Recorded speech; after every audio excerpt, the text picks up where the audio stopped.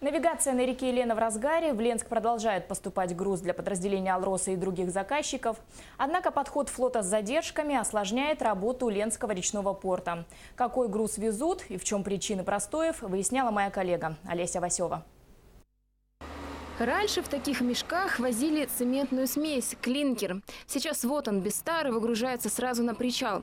Это главный груз в адрес акционерной компании этим летом. Объемы значительные – более 80 тысяч тонн. Половина этого груза уже поступила и переработана. Часть его – 16,5 тысяч – уже вывезены в Мирный. Груз этот, как и остальной, который поступает в речной порт, приходится ждать. Суда идут неритмично. Порт работает, скажем так, прерывисто, большие простои судов. Что касается компании, грузов компании, значит, порт простоял 24 смены, ну то есть 12 суток, да. Ну и также вот с клинкером суда были, то есть один поток клинкера, то есть больше груза в компанию, кроме клинкера, не приходило. Это порядка 12 смен, ну то есть 6 суток. Везти и перерабатывать заявленный груз придется дольше. Суда идут с загрузкой на 40–70% в зависимости от проекта судна. Причина этому – падение уровня воды в реке. Это дополнительно создает сложности для экипажей судов, потому что ходить по реке, где запас под днищем 20 сантиметров, на лимитирующих прикатах, это достаточно сложно.